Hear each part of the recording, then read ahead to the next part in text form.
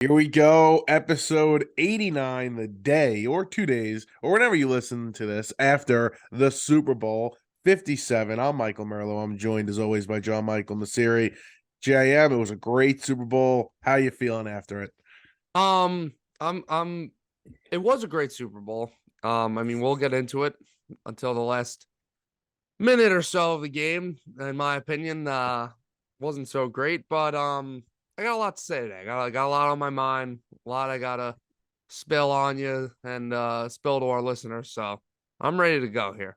I took a backwards route, especially last time or 2 weeks ago, whenever it was when we um we're talking about the NFC Championship game, and I congratulated the Philadelphia Eagle fans on such a great accomplishment on getting to the Super Bowl.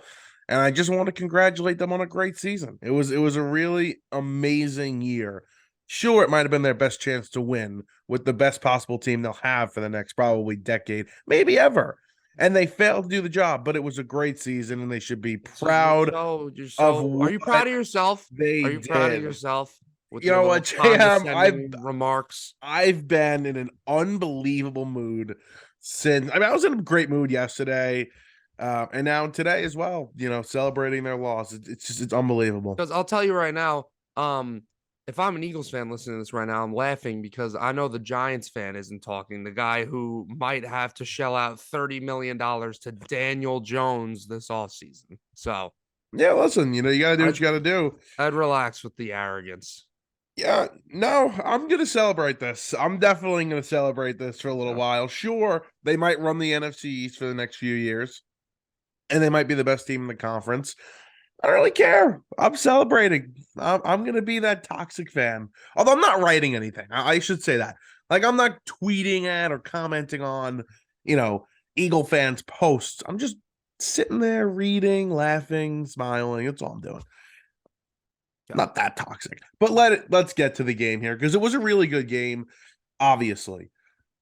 But there are some controversial calls at the end that I know you want to get into, and you posted a TikTok about. Um, and I completely, wholeheartedly disagree with everything you had to say.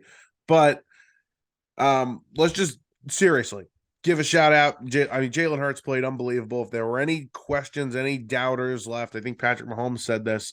They should be gone. Right? He really balled out. Played a big game. He was gonna have to win this game, give themselves their best chance to win by throwing the ball, and he threw the ball very well. He made some really nice throws. Even that play to Quez Watkins that Watkins actually dropped. It was good coverage by the Yeah. corner. That ball was unbelievable because he had a rusher right in his face. But yeah, he played unbelievable yesterday. Yeah, he did. And I think that the critics need to finally go to bed of Jalen Hurts. I mean, we've been saying it for a while, especially me, saying that this guy's an MVP caliber quarterback. People were calling him a system quarterback, saying that anybody could be good with that offensive line and those weapons and everything else that he had. So I think Jalen Hurts on the biggest stage played. I don't want to say he outplayed Mahomes because Mahomes had a great game as well, and he in the end was the victorious quarterback, but he definitely didn't play worse than Mahomes. So good for Jalen Hurts to in the biggest stage to put up that level of a performance. And I'm ready to put him in that conversation with guys like Josh Allen and Joe Burrow and Justin Herbert. I Man, really no. am. I really don't see now after that performance how you could say it's not. I mean, the guy would have been the runner up in MVP if he didn't get hurt the last couple of games of the year, and he's an elite runner, one of the best running quarterbacks in the league. And he proved yesterday that he's got the arm too. And he takes care of the football. He doesn't turn it over. Here's the difference between, and listen, I think if I don't believe he's in that class, but I think he's like the first guy that's knocking on the door to that tier of quarterbacks. If you look at those guys, right, that you just named, the Herberts, the Burrows, the Allens, the Mahomes, those guys are still great even when everything is not going right for them. Whether there's an injury to a wide receiver or they don't have a great wide receiving core, the offensive line's banged up, they still perform at an incredibly high level. Maybe the coaching isn't all there. They still perform at a very high level. I need to see Jalen Hurts perform maybe without one of his best wide receivers or without the best offensive line of football. If I can see that and he's still performing at a high level, I'm ready to put him in But that I don't. elite class. That's not necessarily his fault. Like I don't understand that point because Hurts, he didn't come on the trajectory of a Justin Herbert where his first year in the league he was amazing. Like Herbert, ever since he came in the league, has been fantastic. He took a little while to develop, just like normally every quarterback does, and he put out an MVP caliber season this year. And yeah, he had some great weapons and he had a great offensive line and everything like that. But I don't think you should necessarily hold it against him to where you're going to be like, because with that logic, you're never going to say that he's in that class if you're just going to wait until AJ Brown goes out for the year and then you can finally say that he's an elite quarterback. Like No, it's that's not what I'm saying. But like we talked about Baker Mayfield, right, or Dak Prescott early in his career, where they had everything made for them, and we're talking about them like, oh, these guys are franchise quarterbacks. These guys are great quarterbacks, and Dak is. I mean, Dak's an interesting conversation, but we were like, is Dak in that elite tier? And we said, listen, let's see what happens when he doesn't have everything going right for him. And we've seen when everything goes right for him. He's not one of these elite guys. So it's not you're right. I shouldn't be knocking Hurts for this because it's not his fault, but also putting him in a tier with the best quarterbacks in the league, some of the greatest quarterback talents we've ever seen. I'm not ready to put him in that class just yet. But I'm putting him in the same category as guys who haven't even achieved anything compared to Hurts. I mean, the guy in terms of team achievements, none of those guys I listed have won an MVP between Burrow, Allen, and Herbert. And Neither is Jalen the Hurts. closest team, I know what I'm saying. The closest team accolade they've gotten is Burrow lost in the Super Bowl, and that's exactly what Hurts just did. So they don't have the upper hand on him in any of those categories. And then I get to say that, with like I said, with Hurts' development and the way he's blossomed into such a fantastic quarterback, I think that he deserves to be in that conversation with those guys. And I think he should even be possibly above some of them, honestly, with the way that he's played this year. I was absolutely blown away with the way this guy played football. I mean, like I said, one of the best runners in the game at quarterback. I mean, that touchdown he had yesterday, the second one where it looked like he might have been short and he fell, or the 2-point conversion. I think I don't. Yeah. Yeah, I think that was the play with the when they did the Yes. quarterback draw or whatever it was. Yeah, amazing run to fall forward into that end zone. And he throws, I personally think, yeah, he doesn't throw from these ridiculous arm angles like a Josh Allen does or Pat Mahomes or whoever, but he throws, in my opinion, one of the prettiest balls in football. I think that the trajectory of these deep balls that he throws away, he just drops it right in the basket. He can throw against his body. We saw that play he had to Zach Pascal throwing against his body, got that first down after Frank Clark came unblocked and he rolled out to his weak side and made that throw on the run. I just think that what we look for these days in quarterbacks is, the day of the pocket quarterback is pretty much done. Everybody is always looking for the sexy quarterback running around and being able to make plays on his feet and extend plays. I think he can do all of that, and I think that he throws an extremely accurate ball, and he really has no weakness in his game besides maybe um I guess arm strength, like or just zip. I don't really know what the weakness is in his game because he takes care of the ball as well.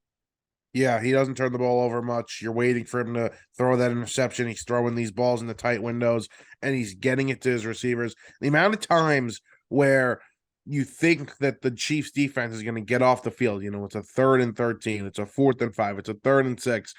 And it happened all postseason. It really happened all year for them. It's like in these 3rd down situations, no matter what, or even 4th down situations, they get the first down.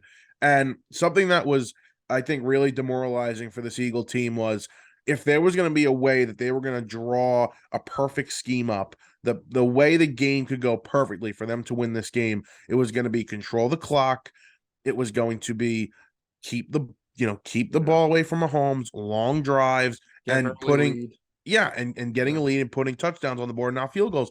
And they did exactly that. And they still lost the game, which is just unbelievable to think about. I mean, the fact that it was a 10-point lead at half, I mean, like it felt like it should have been so much more with the way that Eagle team played in the first half. Yeah.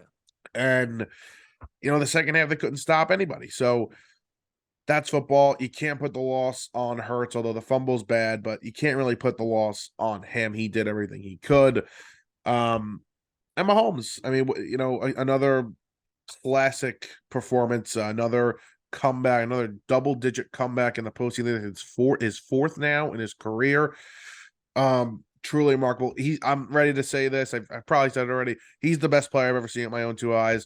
I think he's going to go down as the greatest of all time. He does not need 6 or 7 Super Bowls. He needs 3 or 4 to, in my opinion, as long as he stays healthy and passes a lot of those numbers that Brady put up, he will be able to claim the greatest of all Yeah. time. Thank you for making that point, actually, because we talked about in the last episode where Tom Brady was kind of just an anomaly, and now that we think that if you want to be the greatest of all time, you need to win 6, 7 Super Bowls. It's just not true, and it's extremely hard to do. If I do think one person can do it, I agree. I think it would be Pat Mahomes and Andy Reid, as long as Andy Reid stays there. Um, this whole Super Bowl thing, it always bothers me when we talk about it because I heard them talking about it on the broadcast yesterday, saying, the difference between winning one Super Bowl versus winning multiple Super Bowls, it's so big for quarterbacks. And I really don't understand that point because if I could have a rebuttal of that, I would say, okay, well, then if we're going to talk about it like that, then that means Eli Manning's better than Aaron Rodgers. Eli Manning's better than Drew Brees. Like I understand the point, and it's important because the reason why we play the game is to win. The reason why they play the game is to win the Super Bowl, and it's the most important position in the sport. It's the most important position in all the major sports. Quarterback is that important to your team. I get it. I totally get it. But like I said, Peyton Manning's got 2 rings. One of them wasn't even his ring. That's the Broncos defense. He was 40 years old, basically a washed up version of Peyton Manning. Drew Brees has 1 ring. Aaron Rodgers has 1 ring. Dan Marino, does he even have a ring? I don't think Dan Marino even has a ring. No, he doesn't. So those 4 guys that I just named are all top 10 quarterbacks in NFL history. And they combined have 3 legitimate rings, 4th one being Peyton's washed up ring. So I understand it is important for quarterbacks to win Super Bowls, but I I think might be the only point I'm going to agree with you today.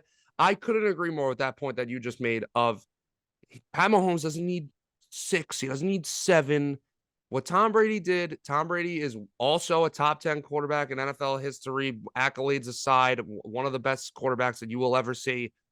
Tom Brady was in a fortunate enough situation where he was able to win all those Super Bowls. And it's not a knock against him. It's just a matter of the fact. Pat Mahomes, if he doesn't win another Super Bowl for the rest of his career and he wins 2, 3, 4 more MVPs, puts up these insane numbers, has a couple more 45 touchdown seasons, he could be the greatest quarterback of all time. He doesn't need any more rings. Yeah, but I think that I kind of understand what they're saying on the broadcast. Like Rodgers, as great as he In is, terms of legacy, yes. like the one is not good enough. Brady has 7 times the amount. Right. Well, because we as football fans, when we look back at history, we like to think of it, it's history in a romantic type of way, in a storytelling type of way. And it's nice to talk about Tom Brady and Joe Montana and these I know you don't like to talk about it, but like the Cowboys dynasty and Troy Aikman and Emmett Smith and all those guys winning all those rings. It's nice to talk about it like that, and it helps their legacy, and it creates that sort of hero feel around these guys and turns them into these legends. I understand that, but I think that should be held separately than versus when we're just talking about who's the greatest guy to ever play this position. Then we need to look at other things besides just Super Bowl rings. Yeah. Um, and I agree. Just the one thing is that if you want to be considered the greatest of all time, gotta have a couple. You gotta have a few, not one. And I think we sort of agree there. Also, you want to know the other argument I cannot stand, like hate with a burning passion? But The well, Montana's 4-0 or Jordan 6-0. Like, yeah, I'd rather lose in the Eastern Conference final or the divisional round and not get to the Super Bowl and just lost it. Oh, he's undefeated. I could give a flying crap what your record is. If you have enough, that's it. Yeah. So 100%. That's the other argument I hate. I thought the Kelsey brothers, I thought that was cool last night. You know, it's tough, right? I mean, I Yeah, don't know what I don't have a brother, so you would know this better, but that's got to be a tough situation for Travis to have to deal with that. yeah. Um, but I thought they handled it well. I thought the story was cool all the last 2 weeks, and it ended nicely last night. I Yeah, thought. yeah. It was cool. I was actually pleasantly surprised they didn't beat it to a drum yesterday. They talked about it, but they didn't, talk about it after every single play. Yeah, that was cool to see. It's really funny how, like you said, I have a brother and we're very similar in a lot of ways and we're very different in a lot of ways, but they are really different, Travis and Jason. I Yeah. mean, the way they dress, the way they act, the way they look, like they just are so different. It's so funny, and it's just a proven case that opposites can attract. Like people, could be completely different than each other and still be the bestest of brothers and friends. So it's cool Well, to it's see. their positions and personalities. I mean, one's Yeah, an offensive lineman doesn't give a crap how he looks; he just wants yeah. to go out there and do his job. And the other, he's He's got a flashy and he's big swag. time. Yeah, Yeah. exactly. But Yeah, Kelsey, what's funny? Early in the game, Kelsey was ripping that defense apart, but in that second half, I don't know what they were doing, but they sort of they weren't letting Kelsey beat them for the most part. He had a couple of catches, yeah. They did. but they didn't let him beat him. But Juju stepped up, and obviously Holmes and Tony made a couple of big plays, and Pachenko was really good yesterday again. And Yeah. he's a good player. He runs so hard that when he gets hit, he hits the ground so hard I, every time. the way he runs, though, I was saying this when I was watching the game. Like he runs like he's like fighting demons. Like Yeah.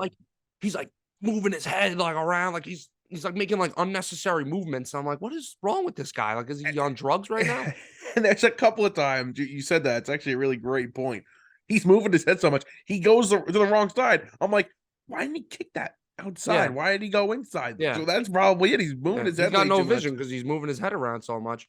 But he's Um, good. He's a good player though. I'm glad you said that about Kelsey because it reminded me that thing Travis Kelsey did against the Bengals in the post game interview with the mayor, like that was pretty funny when he called him the That was jabroni great. and everything like that. Yeah. What the hell is he talking about in the post game interview twice saying none of y'all had Kansas City this year, blah blah blah blah blah. We not one of y'all picked us to win the Super Bowl. Like, sure, people were saying no Tyreek Hill. What are the Chiefs going to look like? Maybe some people had them not winning the division. Nobody was saying the Chiefs were not going to be in the playoffs and had no chance of winning the Super Bowl. Like, he's creating this storyline that just didn't exist. I mean, I think that what I was reading this offseason was I still saw people picking the Chiefs to win the Super Bowl. I know they weren't the favorite, but stop creating this narrative. You're not the Bengals from last year. People had you going 3-13 and getting the first pick again.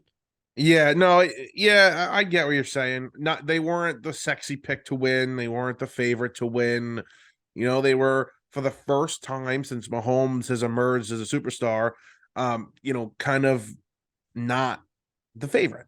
Right. And there's nothing wrong with that. It's just, yeah, don't play it as if you weren't going to make the playoffs, if you weren't projected to win your division. Yeah. And you lost one guy and you replaced him with a couple of guys that had nice seasons for you, and you're still the greatest tight end on the planet, and you still have the greatest quarterback and arguably the best head coach in the league. So, Yeah. yeah, that's the one thing I like Travis Kelsey a lot. I didn't like that though.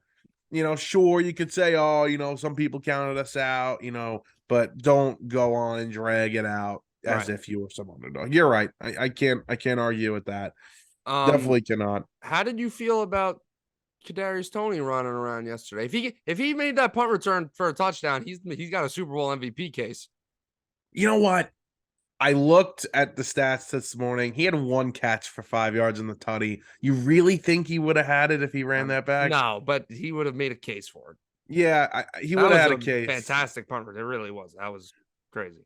This is how I feel about KT. It was never going to work here. There were problems within the locker room with him. So, I'm happy, did what he did, and that's it. I have no. Makes you think that maybe a year later, if he got drafted under the Daboll regime instead of the Judge one, makes you think maybe it could have worked out. I don't know if he was already pissed off from the whole Joe Judge situation. So There's a lot of guys that I feel like that though. There are a lot of guys over the past few years that are like, if Abel that's had the this guy, thing.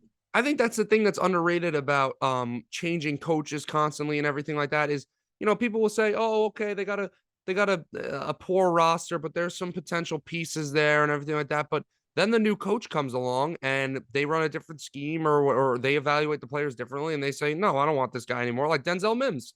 That was a guy under Adam Gase's regime, and then all of a sudden Rob Saleh comes in here and they're considering trading the guy, cutting the guy. Like it's yeah, it's I got no, I wasn't unhappy watching him yesterday. I knew it was never going to work out. They got some draft compensation for him, whatever. He's also never on the field. I mean, even for Kansas City. I mean, how many snaps did he play yesterday? He made the big play for the punt. Yeah. He might have played a handful of games for this team all season long, and he didn't finish most of them. So, he's an injury prone guy that is really flashy and really talented if he's on the field. right. Big question mark. And not a first round pick. Although he's first round talent, but shouldn't have been a first round pick. That's something I wanted to say about Hurts, and I forgot to say it is I think we don't realize it, but the reason why maybe we're not putting Jalen Hurts, or not me, but you and whoever else isn't going to put Jalen Hurts in that conversation with Josh Allen, Herbert, and Burrow is he wasn't a premier pick, and he wasn't. I really think that that's a big deal that has to do with it. Is these guys that are big picks, we immediately put these expectations for them, and when they fulfill those expectations, we say they're legit. They fit what we thought they were going to be with a guy like Jalen Hurts, who's a second round pick, who was not successful at Alabama, who was transferred to Oklahoma, and kind of just, he was a second round pick. Having him turn into a great quarterback now, I think it's some people. That's why it's where all the system stuff comes from, and I'm not ready to call him an elite quarterback and everything like that because they saw him in college and they think that what's going on right now is bogus because they still see the guy from college, and I don't think that's fair. That's not my reasoning. I don't really care where you're drafted. You're an NFL player. I'm telling you, But it's a thing though. I mean, no, and I I think sometimes listen. with Brock Purdy this year, I still don't believe the whole Brock Purdy thing. I think maybe he could be a starter in this league, but to ESPN who's doing redrafting the 2022 class and has the freaking Jets taking Brock Purdy at 4. What are we doing? Yeah. No, with Purdy, it's different. With Hurts, listen, the guy has talent. I think, sure, the coaching that he has helps him, like any other good quarterback in this league. I have my reasonings for not putting him in, the elite class. Listen, I think he's the 5th best quarterback in football. I'm not disrespecting the guy. I just don't think he's Mahomes, Allen, Burrow, So you think he's the Herbert. 6th? No, 5th. Wait, Mahomes, Allen, Burrow. Herbert, Yeah, Burrow. yeah. 5. Yeah, he's 5. Okay. He's 5th best quarterback in football. I'll put him over Lamar right now for sure. Lamar can retake that, sure. You see that report on Saturday about Lamar? Yeah, all this stuff keeps coming out, and I don't even know what to believe anymore. I don't think he's going anywhere. They'll Yeah, figure me it out. neither. Me neither. They have to figure it out. Yeah, they will. We hit on Mahomes. We hit on We haven't gotten to the yeah. big point here. Yeah. Well, saving that. So Yeah. let's talk about it. The end of the game there, it's 35-35. And the Chiefs are driving. There's 2 minutes, a little over 2 minutes to go. Was this under 2 minutes? Yes. There's 2 timeouts left for the Eagles. They're at 148, actually. That's exactly what it was. Minute 48. And So it was third down. Then Eagles had right. one timeout left. Okay. And then Juju's running this route and they throw a flag, holding, first down, essentially ends the game for the Chiefs to kick the game-winning field goal with about 11 seconds to go. Your argument is that you can't throw the flag there. I think it was a flag. I think it was a clear flag, and they have to do their job. So let's discuss here. Well, hold on. Okay, so I have 2 separate arguments. In the TikTok that I posted, my main point was whether you think that was the correct call or not. And we talked about this in the last episode when we were talking about the late hit on Mahomes out of bounds against the Bengals, and it ended the game for the Bengals. Whether it's the right call or not, I just think that having a penalty that is literally going to decide the outcome of the game, I don't know what the alternative would be, but it just doesn't feel right. And That's I the also NFL, though. That's what you signed up for. That's the game. That's the sport. okay. There's nothing else you can do. What are you supposed to not call flags at the end of the Well, game for one team? but there's also then to the next point now, there's flags that are thrown that shouldn't be thrown. That penalty in a normal situation is like borderline. Like, yeah, he hooked him a little bit. Like there wasn't a clear where he's like literally like he spun him around or there's a really clear jersey pull. He had his hand on his hip. It was within 5 yards. They were hand fighting a little bit at the line of scrimmage. Sure, maybe if that's the second quarter, that gets called a holding flag. But to throw that flag to literally end the season for the Eagles and give the Chiefs the Lombardi trophy to me is ridiculous. And I don't know. Sure, I wanted the Eagles to win yesterday. I'm not an Eagles fan. I wasn't like heartbroken when they lost. I just wanted the Eagles to win because I wanted to see Jalen Hurts get a ring. We already saw Mahomes win, but I didn't have any like you I wasn't called like me. I was like distraught when they lost. But to have that happen, it's terrible. You know, you guys called me biased last night. And yes, in the beginning, I was being completely biased. I was incredibly happy the Eagles lost. But then I I rewatched the play and I'm investigating. I'm looking at different angles. I'm looking at different videos. There's a clear from the sideline, the judge on the sideline, the referee on the sideline. He has a clear shot of a jersey pull. The cameras don't show that because of the angles. It was, it's a weird angle. The way Juju was going, he was, kind of breaking to the side and then trying to go up. Like a wheel, yeah. So from the camera's view, yeah, it does not look like a clear hold. But from the sideline, there is a jersey pull. He is tugging on his jersey. And Bradbury admitted it. The referees went back and viewed it. And the referees in all sports, they did this in college basketball over the weekend. They do it in the NFL. They'll say, oh, we got that one wrong.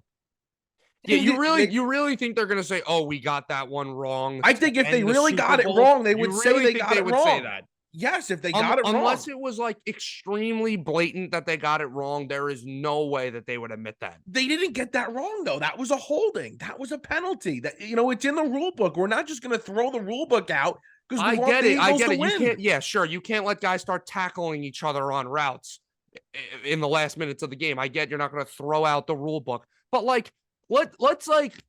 Why are we like dancing around it? Like, I don't care. It's the last minute of the Super Bowl. Like, sure, I don't. If you want to change the rules a little bit, I'm fine with that because it's the last minute. No, why? Because they always talk about let them play, let them play. You always want to do that, and you because you don't unless it's blatant, you don't want to make a call like that that is literally going to end the season because it just feels wrong. It doesn't feel right. That was not a blatant penalty. I don't understand how you throw that flag in the last minute of the freaking Super Bowl.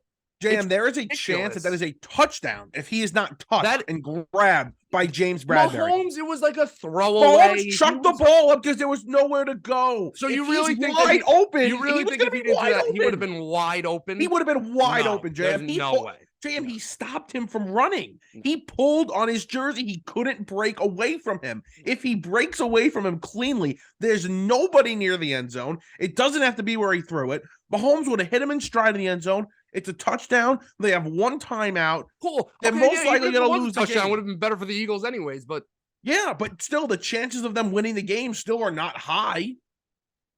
Like we're acting like because that was so many things. And I thought Bradbury, all the Eagles players, Nick Sirianni handled it so great after the game. Seriously, that play isn't what lost us the game. Many things happened. Yeah, not stopping the Kansas City Chiefs once. Not making a tackle on special teams once, not punting it directly on a line drive to a really athletic player in the fourth quarter of the game. That also goes into it. I mean, dropping the ball and running it back into the end zone, that goes into the game. That penalty did not lose them the game. They lost the game. That penalty lost them the game. It was literally a tie game because I could say the same thing about the Chiefs and saying, you're not giving up 3 touchdowns to Jalen Hurts and not giving up that catch to Goddard on the sideline, and I could go on and on and on. At that point, it's a clean slate. It's a tie game. It's basically 0-0. I'm going to keep saying it again. Making that call in that situation is crazy. It's JM, that I crazy. hate that argument. Like, Why? because you're not No, and I get it. changing officiating just based on what is going on in the It's not really game. changing officiate. Yes, you Okay, are. okay. If How you're about gonna this? make that call in How the about second this? quarter, How you're about not this? gonna make it in the biggest play, in the biggest spot of the year. In my opinion, watching that play, that was as borderline as it gets. I think that penalty is 50-50. Now, given the circumstances of the game and of the entire Super Bowl, you cannot make that call. If it's Okay, a so 50 you know what? You're call, right, JM. given the Let's stop circumstances, the you don't guy do that. who's probably going to be wide open for a touchdown, but he's impeded by James Bradbury, who's trash. Let's just not make a penalty. Let's let them kick a field goal and let the Eagles go down the field and score a touchdown on one timeout and let them win the game. That's basically what you're saying. You want obviously it would have been more exciting if the Eagles would have gotten the ball, but he committed a penalty. He committed a crime on the football field, okay? He did Crime. Oh something my wrong. God. Are we not going to call What crimes? what are you saying right now?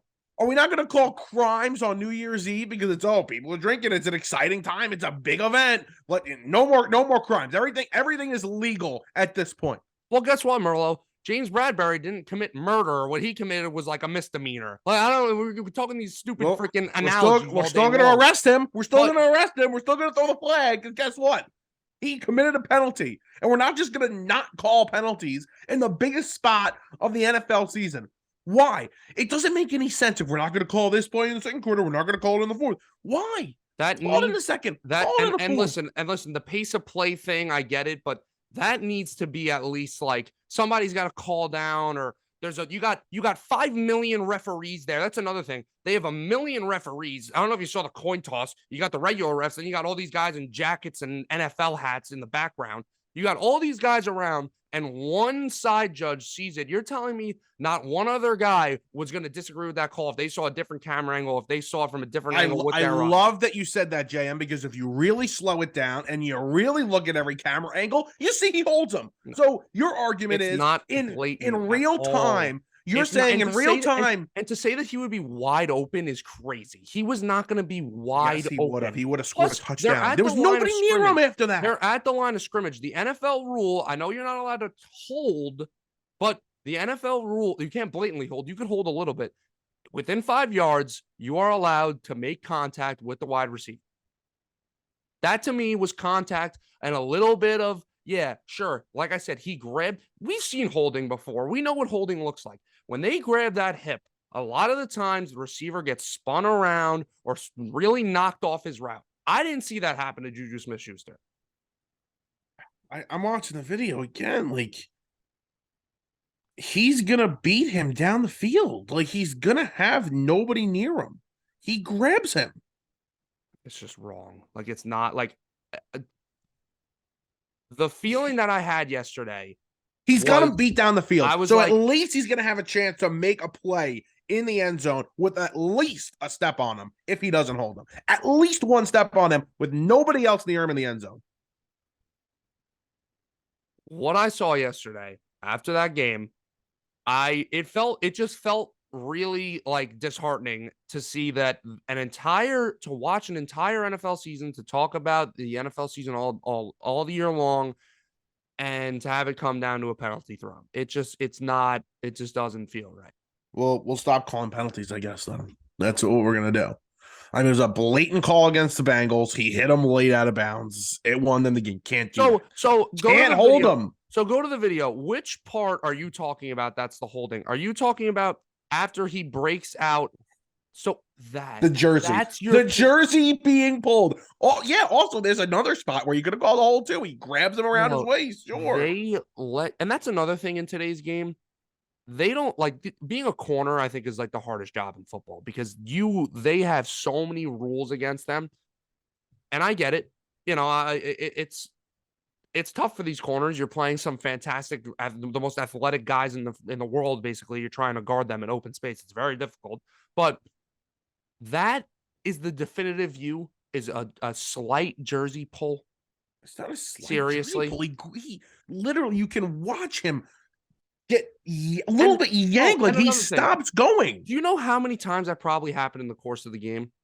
Oh, That's like my point. Like they're probably doing that all game long. That's why I'm saying in the situation, you cannot throw that flag because Eagles that's got happening unlucky. all the way Eagles got around. unlucky. That's all it is. The ref saw it. That's Okay, it. but it's not Bradbury said it. unlucky is something that you can't control. It's an external factor that whatever. The refs are controlling that. Like they know if they're gonna throw the flag or not. It's not like lightning struck down on the field. That's unlucky. A ref throwing a stupid penalty, that's not unlucky. Not a stupid penalty. That's poor officiating. It's not poor officiating. The referees actually had a really great game. The only other miss they had was a James Bradbury hold in the second quarter on a third down at midfield. That was the only other miss that they had in the entire game. Otherwise, they stayed out of the game completely. They did not make terrible calls. That's not a terrible call.